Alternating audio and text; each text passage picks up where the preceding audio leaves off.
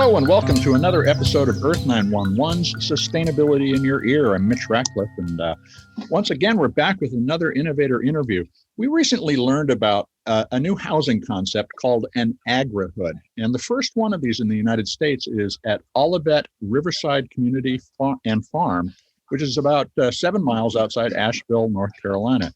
It's a 346-acre housing and farm development that combines sustainable living with local food production and community engagement. And it was recently awarded the Best in American Living Award for Best Green Community by the National Association of Home Builders. And we're pleased to have Scott Austin, who's one of the co-founders and the developer of the property, join us on the show. How are you today, Scott? I'm doing fine. Thank you for having me. Well, hey, first, can you summarize what is an agrihood? What does that mean when you use that term? Sure. Our definition of an agrihood is a community that is master planned around agricultural. Now, whether that is a production farm for us for vegetables, as well as edible landscaping throughout, with careful consideration done with house placement, allowing for wildlife corridors, backdoor trails throughout, limiting the need for vehicles on site, and being very careful with our plan on what we forest, what we don't deforest, and how we eliminate trees on site as careful as we can through master planning, as well as specific house seating and careful architectural review, not leaning towards cookie cutter type of review, but more or less making sure that folks are paying attention to where the house goes, not necessarily what that house looks like. So we're taking a little bit of a different approach. And it's a holistic look at the earth and the land that we have been given, and making sure that we are highlighting the best parts of it without decimating it. And we are being good stewards to the next generation and creating multi-generational living around more or less a farm. Mm-hmm. It harkens back to the way our grandparents grew up and their grandparents before them. And we have lost that sense of intergenerational living, where grandma and grandpa either live with you or near you, and you take walks with them and they share their life experiences with you, and you grow your own food, and you have localized food sourcing, and you're providing vegetables and community and support and just encouragement to those folks around you.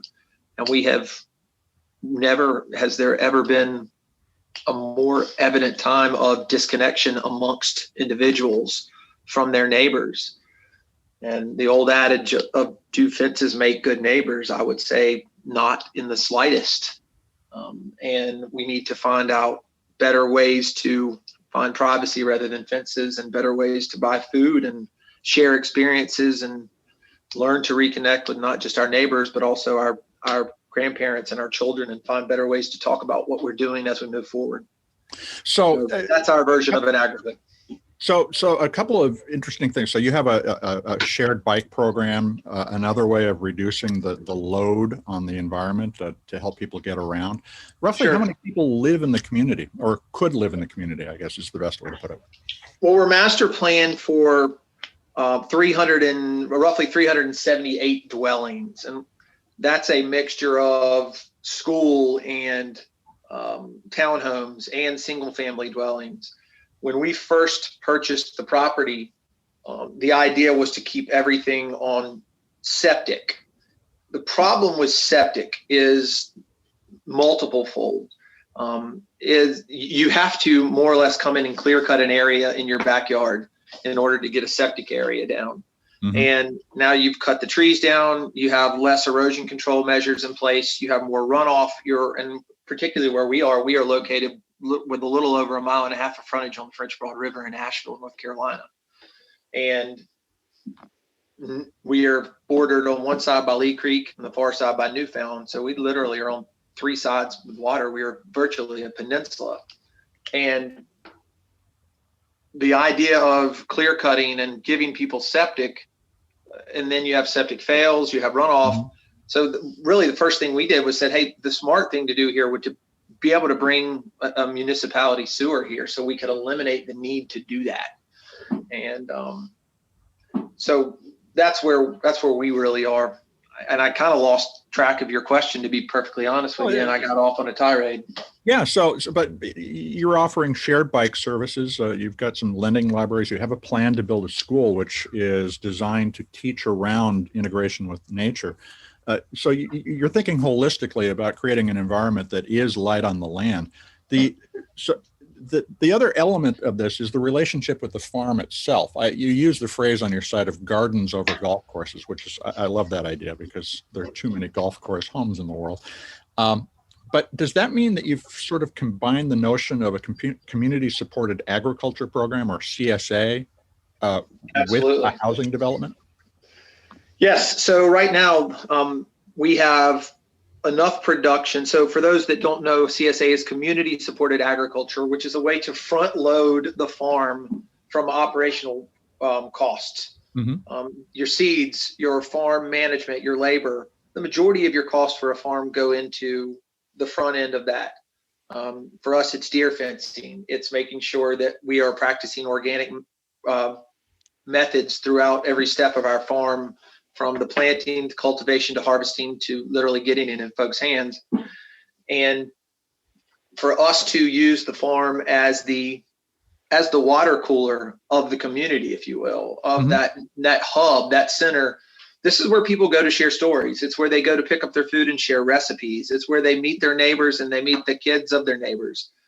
And it's our job to allow that center of our community to allow folks to engage with one another. It is an icebreaker and a giver to the community. And it's what we need to do is make sure we've got the right production in the right amounts that can support the community as we grow.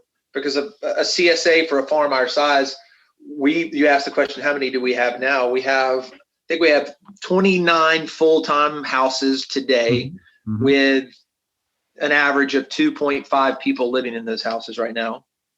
And you've got another 26 homes that will be finished over the next 4 months and occupied.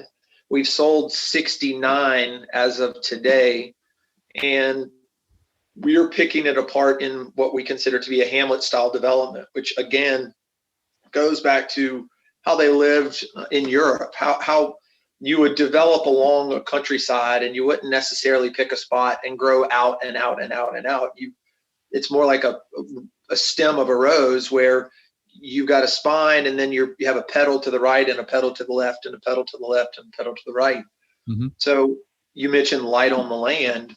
You have a centralized community that is supported by agriculture, and you then have pockets of communities along your development that allow them to offer their own. So their gardens might be specialized, for instance. They might work a shared garden?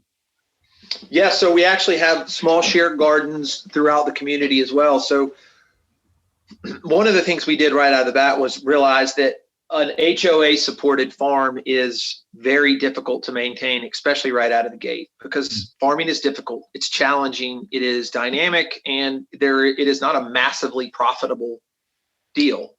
So if we were going to have a community that was literally surrounding a garden of our cultivation and our crops, they needed to be managed by a professional company. So we decided that Olivette Farm would be run by our development team out of the gate. We would have a full-time farmer, full-time farming assistant, and we would have to deal with those either operational gains or losses for the first 3 to 5 years as part of the development cost. We were well aware of that. The first thing we did out here was plant blueberries and native landscaping. So we have a farm that is at the central core of Olivette, but then we've also got a large shared community garden on one side of the property by Lee Creek. It's got 26 plots in it right now, and the intention is by spring we're going to quadruple the size of that, where people have raised beds, gardens, water's provided, there's an irrigation system to it, it's fenced. That is that area's gathering place. Mm-hmm. There's opportunities for volunteering on the farm and community farm projects at the center, but then there's also opportunities for their own farming to handle what they want to do on their own. farming seems very wonderful to everybody until the rubber meets the road and you got to get out there and weed and till and maintain. And so not everybody has to work the farm. But they participate in the support and consumption of the food being grown there. That is exactly right. And the production is handled by a subscription service to a CSA that gives you roughly 25 weeks of vegetables. You come by, you pick them up. There's recipes in the bags. There's a shared recipe page for the community. They get that week's vegetables, and then they also have the opportunity to have edible landscaping throughout the community, and blueberries and service berries and pears and apples. We have orchards scattered through the community as well, and we've got edibles along our trail system. So if you're giving people ways and interactions with food that maybe they've had before, maybe they haven't, but the more we can introduce them, the more we can get people more comfortable with the idea of gardening and farming, and it's less and less foreign than it was 10 years ago. That's such a strange idea that we would have to get used to gardening again. We were so focused on agriculture only 150 years ago. How quickly we change, isn't that the truth? Yeah. And we are finding it a very easy sell, if you will, but that's people they like the idea of front porch, hearing that front porch close and slam, and knowing that you can go out and play in the creeks until dark and come back skinned up and bruised when it's dark, and supper time is when they ring the bell. And there is this quality that is built into each of our DNAs that I feel yearns for that, and that connection, not just with the nature, but what that connection does with our friends and our family around that. And we are seeing that day in and day out. And our job is to give people things to do while they live here. And we often say that it's very easy to build a neighborhood, but it is extremely difficult to build a community. And so who lives in the community? I mean, where do these folks come from? And do they tend to be economically and culturally diverse, or are they more homogenous? I think we are getting a large, diverse group from geographically. We see more. And our initial wave of folks tend to have similar thinking because they're drawn to this. And those are the guys that you expect to be here, guys and females. The ones that we're seeing as we are slowly creating this product, this new thing in our environment where folks are going, all right, this is now a new option. Maybe, and I think that's the people that we need to attract more than ever, are the people that wouldn't necessarily have thought of this 10 years ago. The guys that think that this is a wonderful idea, they've been waiting for it, and this is where they've lived, or they shared these experiences with their grandparents, or they used to have a garden, or they grew gardens, or they've been waiting for this their whole life. Those are wonderful folks, and we're getting a lot of those, and those are the ones you would expect. But the most rewarding folks, if you will, are the ones that you almost have to get them to come along with the idea. And it isn't left, it isn't right, it isn't center. We're finding folks all across political and socioeconomic categories that are coming along and saying, we'd like to share in this experience. But I would say that, you've got your layup. You got the guys that you definitely think are going to be here. But the most rewarding are the folks that say that seems like something I would like to learn. I would like to let my children experience that, because I really didn't. I'm a generation removed from it, and we're lacking in that connectivity. So we are seeing a cross section of folks, both socioeconomic and political, as we reach through here, financial, and our job is to continue to increase that spectrum, and so that we are getting folks from every walk of life talking to one another about their life and experiencing shared experience. That's the way that we're going to get this planet talking to one another, is the next generation and making it normal. So one of the things we're seeing in the wake of the pandemic is that a lot of city dwellers are looking to move out into the edges of the city space. And is that something that you see continuing? And in our agri-hoods, do you think one of the potential destinations that can sort of rearrange the way that we lie on the land, in the sense that if we could put together these communities that are self-sustaining largely in terms of their food production, they're healthy mentally and environmentally. Is this the trend of the future in terms of how people choose to live? Yes and no would be my answer. Okay.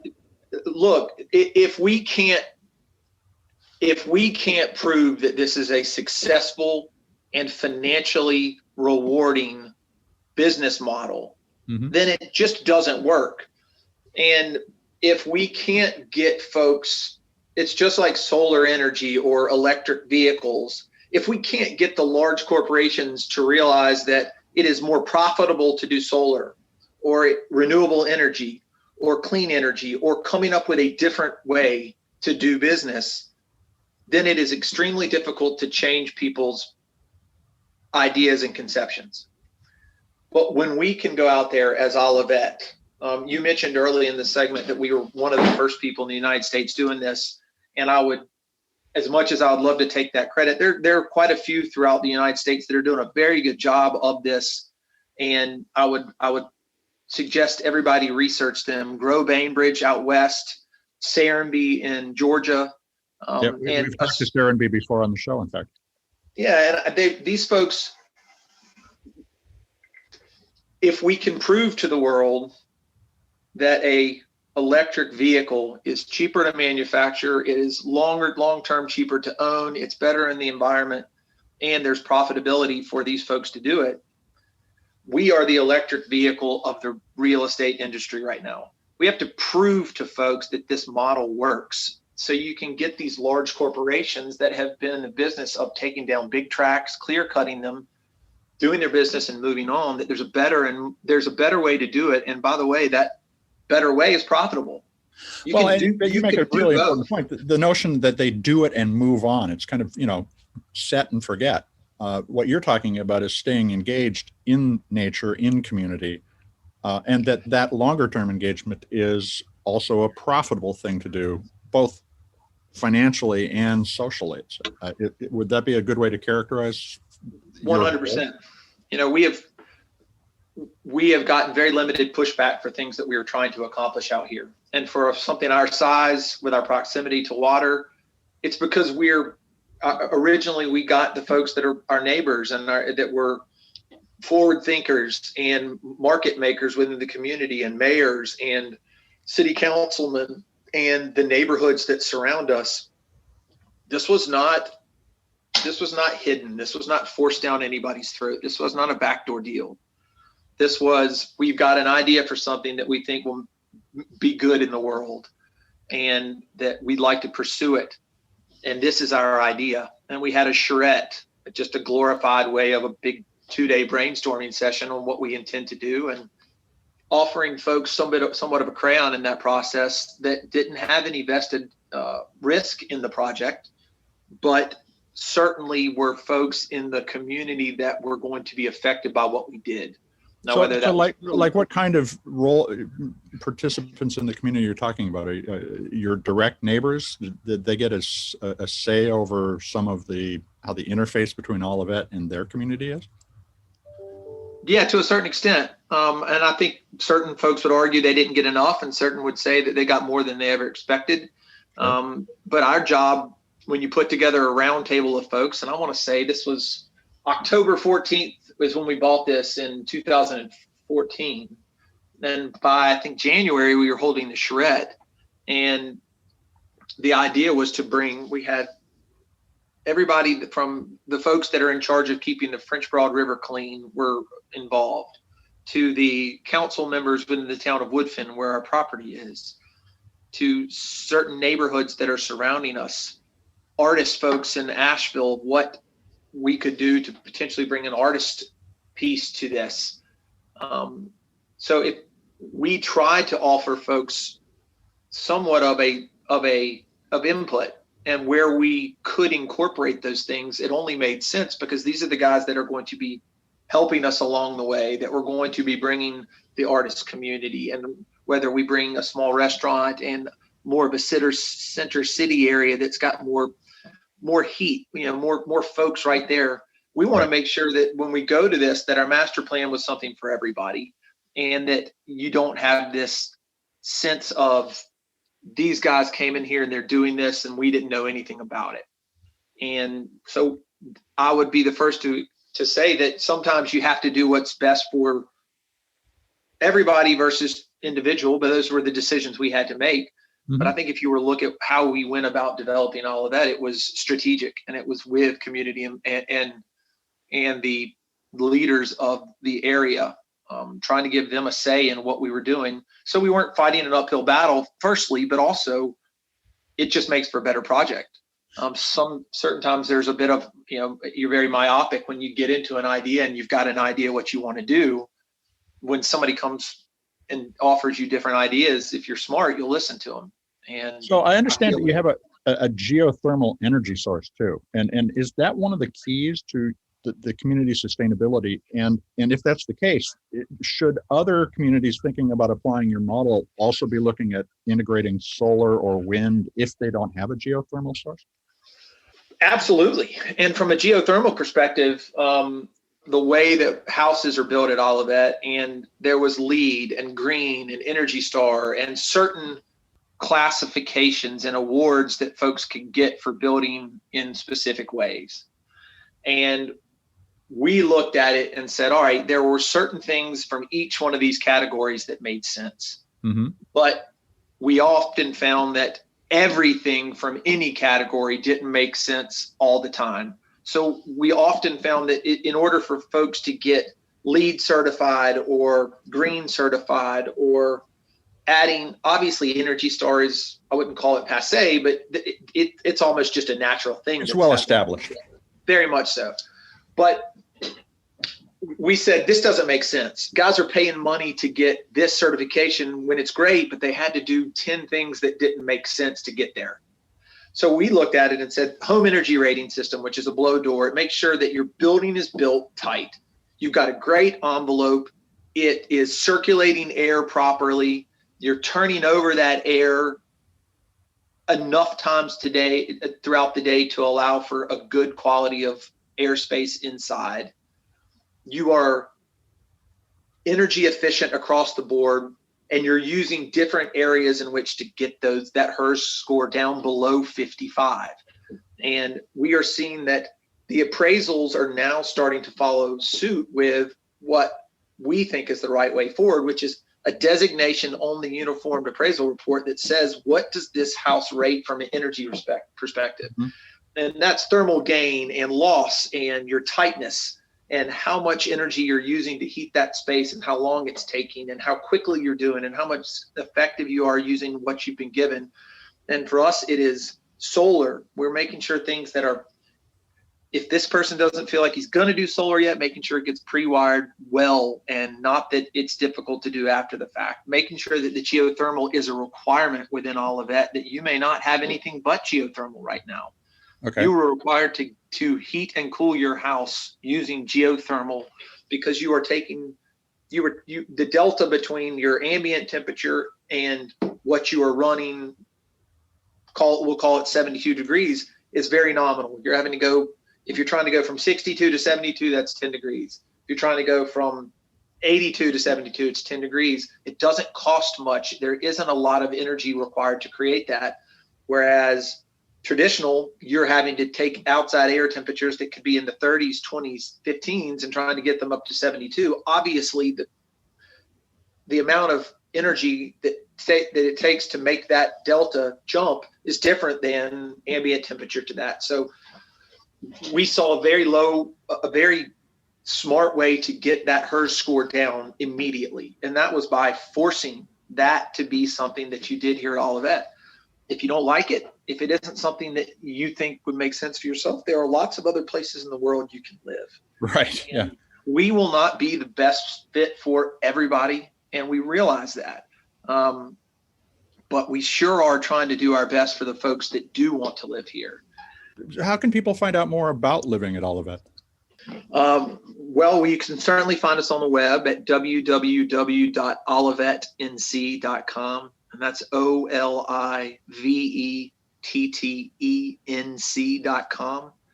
We are giving tours to folks and practicing very careful social distancing, cleaning policies. We'd love to have you out. We have limited the amount of activities that we're doing as a community based on Governor Cooper's recommendations and now the new administration's recommendations. And you can reach us.